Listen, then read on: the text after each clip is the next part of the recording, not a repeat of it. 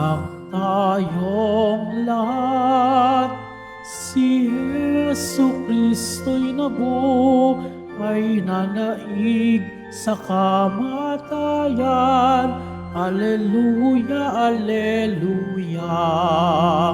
Panginoon ang naghirap sa tinumbos niyang bayan. Nagpupuring mga hinirang, masayang nagdiriwang. Magalak tayong lahat. Si Jesu Kristo'y nabuhay na naig sa kamatayan. Alleluia, Alleluia. Sa ngalan ng Ama at ng Anak at ng Espiritu Santo. Amen. Sumainyo ang Panginoon. At sumayo rin. Mga kapatid, aminin natin ang ating mga kasalanan upang tayo maging marapat gumanap sa banal na pagdiriwang.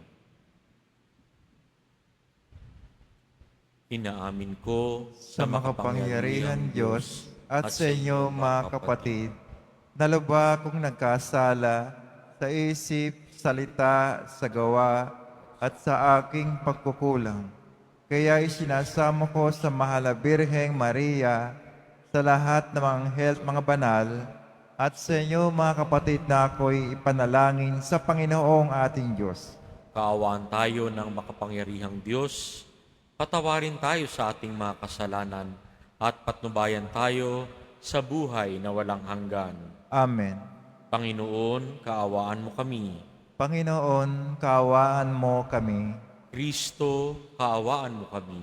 Kristo, kaawaan mo kami. Panginoon, kaawaan mo kami. Panginoon, kaawaan mo kami. Manalangin tayo.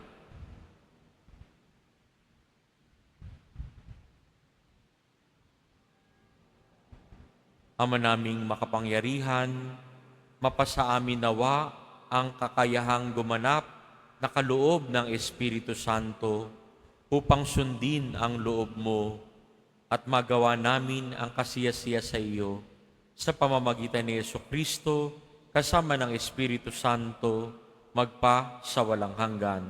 Amen. Magsipo muna ang lahat. Pagbasa mula sa mga gawa ng mga apostol.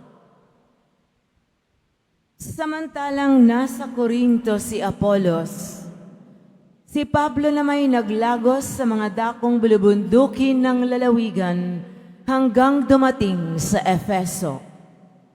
May natagpuan siya roong ilang alagad at tinanong niya, "Tinanggap ba ninyo ang Espiritu Santo nang sumampalataya kayo?" "Hindi po," tugon nila.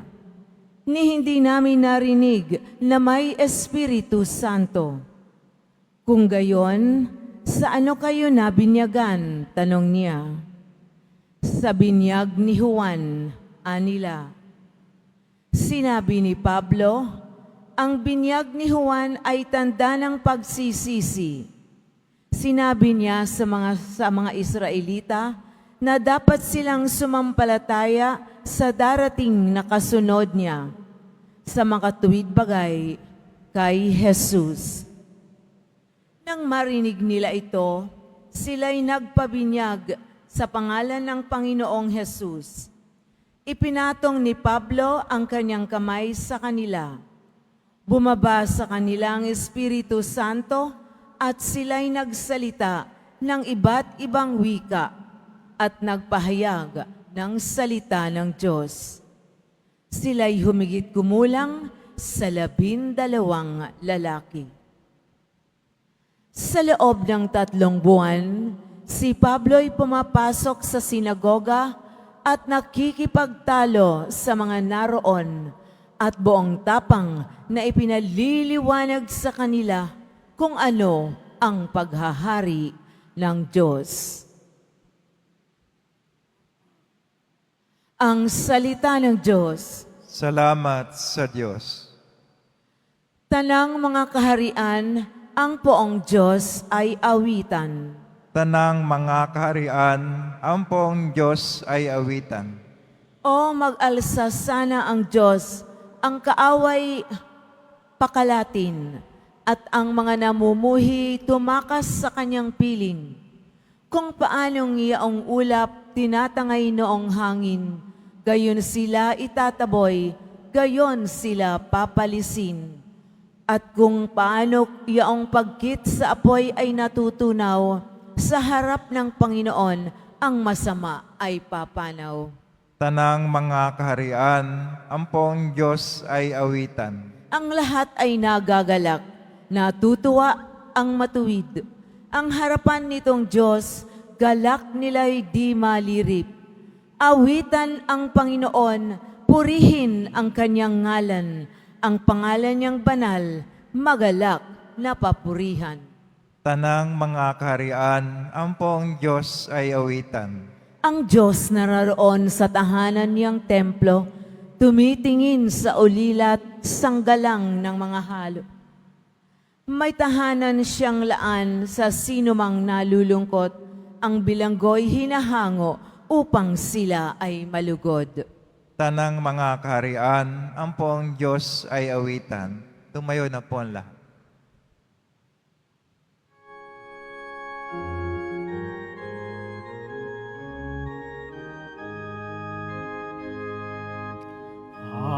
Hallelujah, Hallelujah, Hallelujah,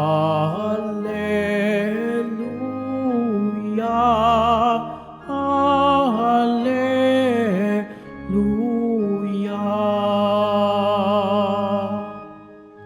Kayong kay Kristo nabuhay, sa langit nakalaan, upang kay Kristo pumisan. Hallelujah, Hallelujah, Hallelujah,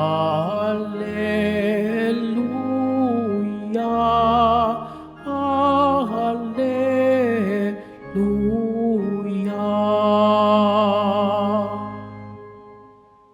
Sumainyo ang Panginoon. At sumayo rin. Ang pagpapahayag ng mabuting balita ng Panginoon ayon kay San Juan. Papuri sa iyo, Panginoon. Noong panahong iyon, sinabi ng mga alagad kay Jesus, "Ngayon po'y tuwira na ang inyong pangungusap sa amin at hindi na patalinhaga. Alam na naming batid ninyo ang lahat ng bagay at hindi na kailangang tanungin ni numan. Dahil dito, naniniwala kaming kayo'y mula sa Diyos." Sumagot si Jesus, "Naniniwala na ba kayo ngayon? Darating ang oras at ngayon na nga na magkakawatak-watak kayo, magkakanya-kanyang lakad kayo, at iiwan ninyo ako. Gayunmay, hindi ako nag-iisa sapagkat kasama ko ang Ama. Sinabi ko ito sa inyo upang kayo'y magkaroon ng kapayapaan sa pakikipag-isa sa akin. Mayroon kayong kapighatian dito sa sanlibutan. Ngunit lakasan ninyo ang inyong loob. Napagtagumpayan ko na ang sanlibutan."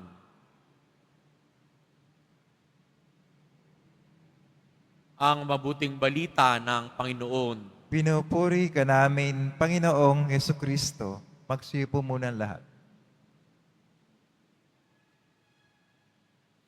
Ang ating pong ebanghelyo ngayon ay dinadala tayo sa pagkakataon bago magpakasakit si Jesus at bago siya mamatay. Sa tingin niyo po, madali po bang malaman kung ano yung future nyo? Ngayon, makikita natin sa ating ebanghelyo na hindi magandang malaman ang ating future parate. Bakit? Dahil kahit yung mga kaibigan natin, yung mga inaasahan natin na hindi tayo iiwan, malalaman natin na dahil sa kahinaan, iiwan din tayo. Dahil sa kagipitan, iiwan din tayo. Pero hindi na na-dishearten si Jesus. Bagkus pinalakas pa niya ang loob ng mga kanyang mga alagad. Sinabi niya, lakasan ninyo ang loob nyo. Napagtagumpayan ko na ang mundo. Napagtagumpayan ko na ang sanlibutan. Maaaring magkawatak-watak tayo, magkahiwa-hiwalay tayo, pero ang importante, wag na wag tayong hihiwalay kay Jesus Nazareno. Dahil kapag nakadikit tayo kay Jesus Nazareno, sumasa atin din ang Diyos Ama. Alam natin na hindi rin tayo pababayaan. Kaya kahit malaman natin yung future natin na hindi tayo ipagtatanggol o iiwan tayo mismo nung ating mga mahal sa buhay o yung mga matatalik nating kaibigan, ang importante, huwag tayong bibitiw sa Panginoon, kay Jesus Nazareno. Sa Kanya lang tayo didikit dahil pag nakadikit tayo sa Kanya, kasama natin ang Diyos Ama, kasama natin ang Diyos Espiritu Santo na magbibigay ng kahulugan sa ating buhay, na maggagabay sa ating araw-araw. Naiaadya tayo sa lahat ng masama. Amen. Tumayo na po ang lahat.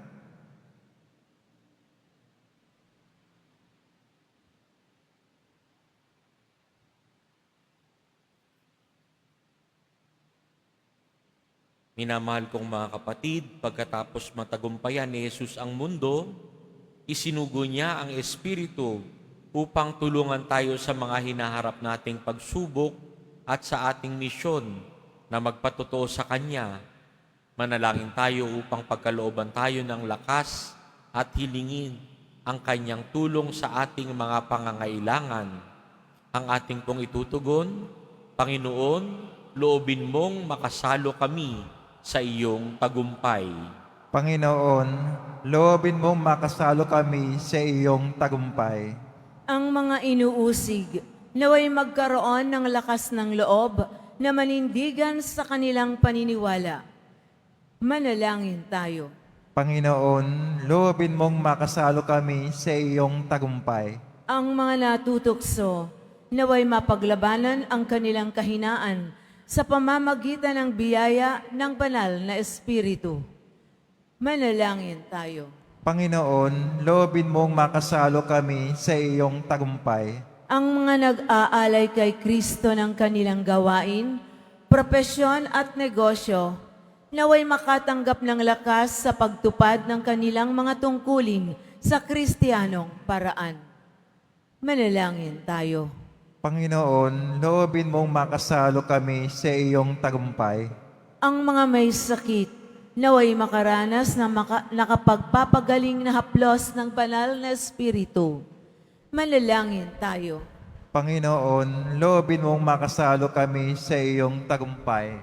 Ang mga namayapang tapat sa Panginoon, naway magtamasa ng maningning ng bukang liwayway ng buhay na walang hanggan. Manalangin tayo. Panginoon, loobin mong makasalo kami sa iyong tagumpay. Manandalian tayong manahimik upang ipagdasal ang ating mga personal na kahilingan.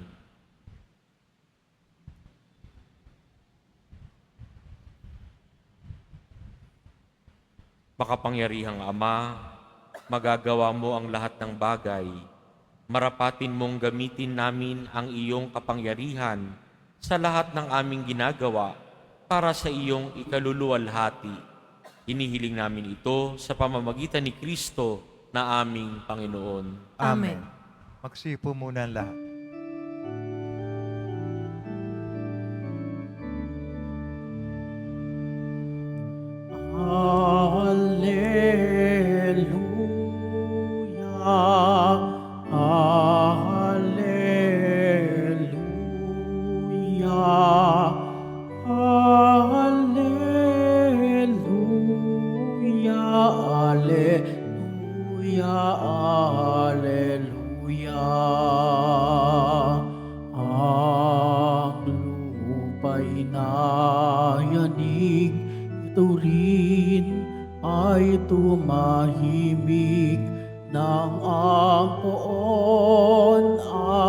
tumindig bilang hukom natin. Hallelujah, Hallelujah, Hallelujah, Hallelujah, Hallelujah.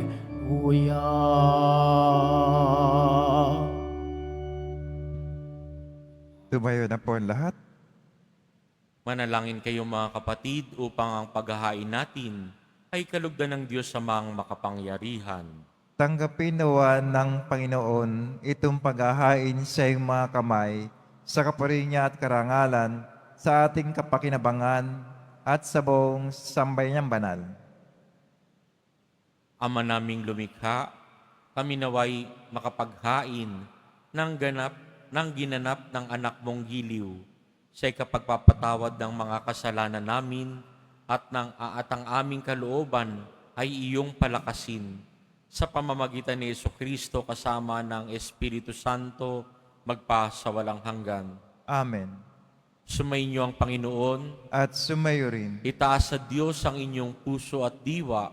Tinaas na namin sa Panginoon. Pasalamatan natin ang Panginoong ating Diyos. Marapat na siya ay pasalamatan. Ama naming makapangyarihan, tunay ngang marapat na ikaw ay aming pasalamatan. Ngayong ipinagdiriwang ang paghahain ng Mesiyas, ang maamang tupa na tumubos sa aming lahat. Siya'y talagang maaasahan at ang katapatan niya sa pananagutan ay siyang bumago sa dating pamumuhay sa sangkatauhang namihasa sa pagkasalawahan. Ang dangal ng tao ay ganap na itinampok upang mamana namin sa pakikipagkapatid kay Jesus. Kaya kaisa ng mga anghel na nagsisiawit ng papuri sa iyo, nang walang humpay sa kalangitan, kami nagbubunyi sa iyong kadakilaan. Santo, Santo, Santo, Panginoon Diyos na mga hukbo, napupuno ang langit at lupa ng kadakilaan mo, o sana sa kaitaasan. Pinagpala na paririto sa ngalan ng Panginoon, o sana sa kaitaasan. Magsilod po ang lahat.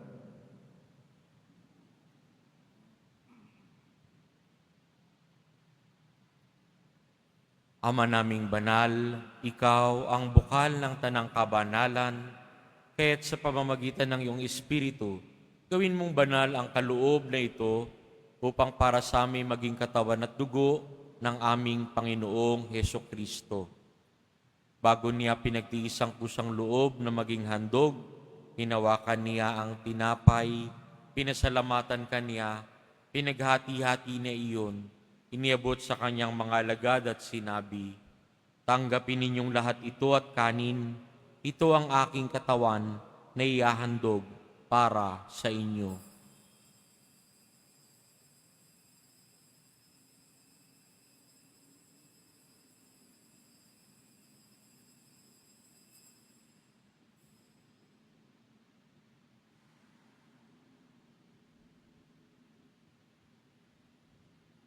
Gayon din naman, noong matapos ang hapunan, hinawakan niya ang kalis. Muli kaniyang pinasalamatan.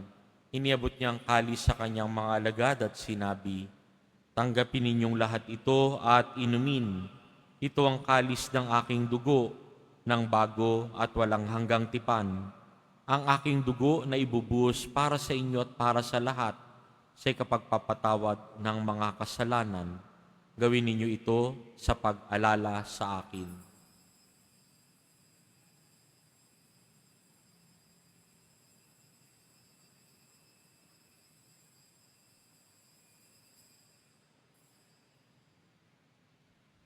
Tumayo na po ang lahat. Ipagbunyi natin ang misteryo ng pananampalataya. Si Kristo'y namatay, si Kristo'y nabuhay, si Kristo'y babalik sa wakas ng panahon. Ama, ginagawa namin ngayon ang pag-alala sa pagkamatay at huling pagkabuhay ng iyong anak, kaya't iniaalay namin sa iyo ang tinapay na nagbibigay buhay, at ang kalis na nagkakaloob ng kaligtasan. Kami nagpapasalamat dahil kami iyong minarapat na tumayo sa harap mo para maglingkod sa iyo. Isinasamo namin kaming magsasalo-salo sa katawan at dugo ni Kristo ay mabuklod sa pagkakaisa sa pamamagitan ng Espiritu Santo. Ama, lingapin mo ang iyong simbahang laganap sa buong daigdig. Puspusin mo kami sa pag-ibig, kaisa ni Leon na aming Santo Papa at ni Jose na aming Obispo at ng Tanang Kaparian. Alalahanin mo rin ang mga kapatid naming nahimlay nang may pag-asang sila'y muling mabubuhay, gayon din ang lahat ng mga pumanaw.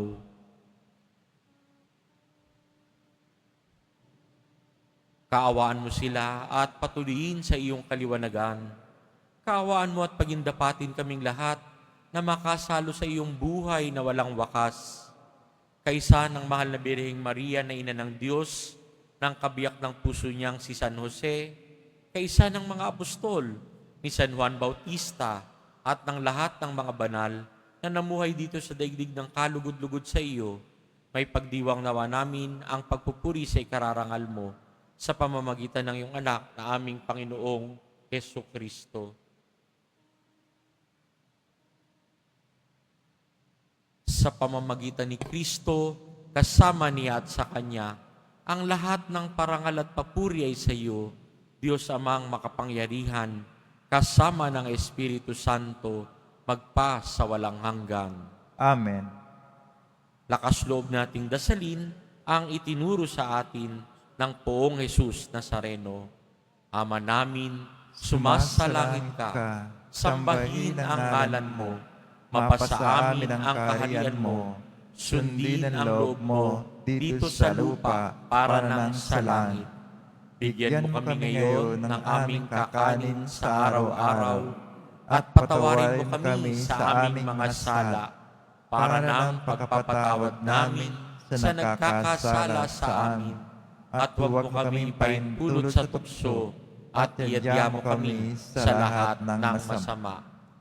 Hinihiling namin kami iadya sa lahat ng masama, pagkalooban ng kapayapaan araw-araw, iligtas sa kasalanan, at ilayo sa lahat ng kapahamakan.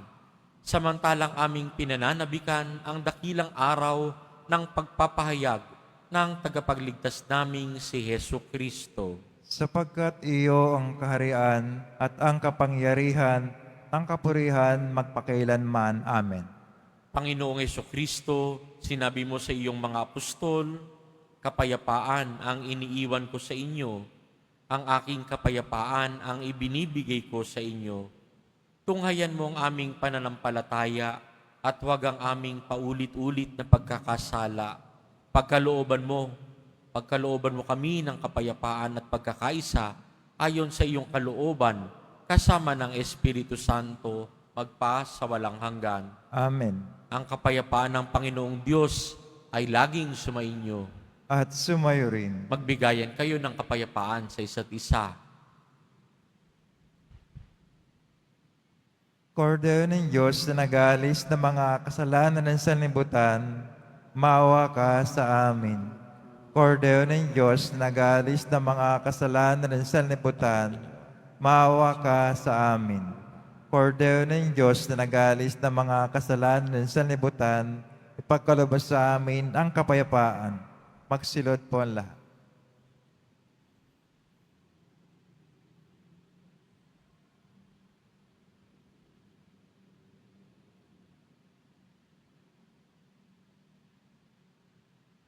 Ito si Jesus na hinding-hindi tayo iiwan.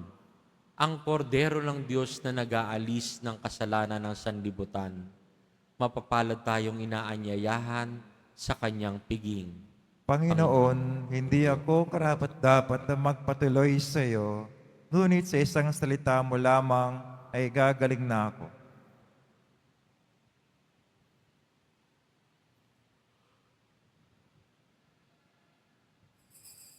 Para sa lahat ng tatanggap ng banal na komunyon, sasagot po tayo ng Amen. pagkasabi ng pare o lay minister ng katawan ni Kristo at isubo agad sa bibig bago umalis sa harapan ng pare o lay minister. Sumunod po tayo.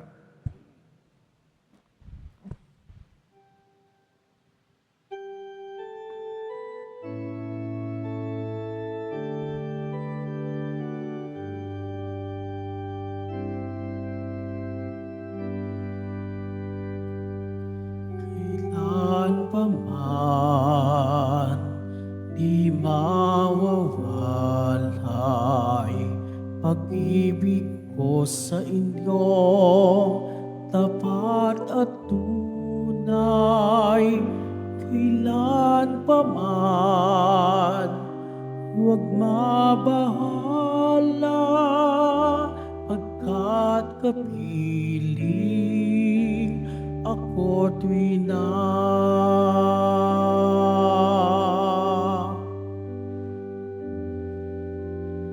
Di na mag-iisa,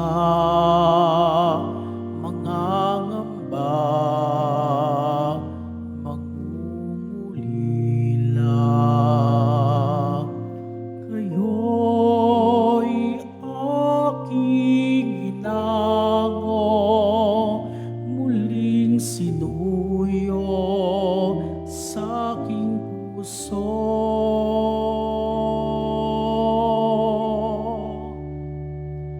Kailan pa man di mawawalay pag-ibig ko sa inyong tapat at tunay. Kailan pa may huwag mabahala, pagkat kapiling ako'y na. Kailan pa may huwag mabahala, pagkat kapiling ako'y na.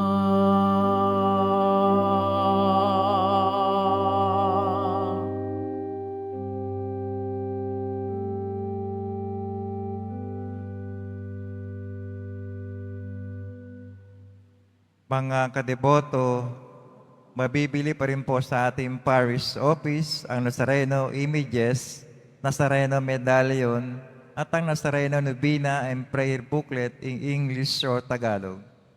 Ang lahat po ay naanyayahan, lalo na ang mga may sakit o may karamdaman, sa ating Healing Mass and Service sa darating na June 5, 2025, Huwebes, sa ganap na ika-6 ng gabi. Makisa po tayo. Pagkatapos ng misa, wiwishkan po ang lahat ng banal na tubig. Pinakikiusapan ng lahat na manatili lamang muna sa inyong mga lugar, tanging sa Quezon Boulevard o sa plaza sa naman lamang ang labasan ng lahat. Sumunod po tayo. Maraming salamat po sa inyong pagdalaw at pagsimba sa Basilica Menor at Pambansang Dambana ni Jesus Nazareno. Tumayo na po ang lahat. Manalangin tayo. Ama naming mapagmahal, manatili kang kapiling ng iyong sambayanan na ngayoy pinapakinabang mo sa iyong sariling buhay at gawing mong kami pasulong na makahakbang mula sa dati naming pagkamakasalanan patungo sa pagbabagong nagdudulot ng iyong kabutihan sa pamamagitan ni Jesucristo kasama ng Espiritu Santo magpa sa walang hanggan. Amen. Sumainyo ang Panginoon. At sumayo rin. Yumuko para sa pagbabasbas. Mahal na pong Jesus Nazareno, inihayag mo sa pamamagitan ng krus ang walang maliw na pag-ibig ng Diyos sa sangkatauhan. Pakinggan mo ang kahilingan, lalo na para sa mga nangangailangan ng iyong tulong at awa.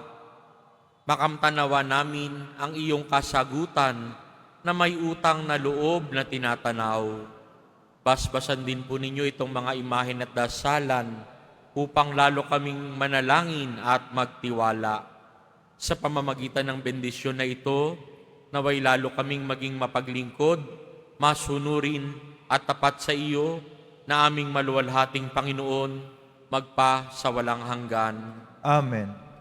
Pagpalain kayo ng makapangyarihang Diyos, Ama, Anak, at Espiritu Santo. Amen. Humayo kayong taglay ang kapayapaan at pag-ibig ng Poong Jesus Nazareno.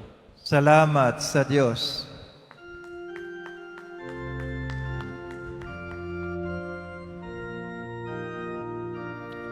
Nuestro Padre Jesus Nazareno, sinasamba ka namin, pinipintuho ka namin, aral mo ang aming buhay at kaligtasan, Nuestro Padre Jesus Nazareno, iligtas mo kami sa kasalanan.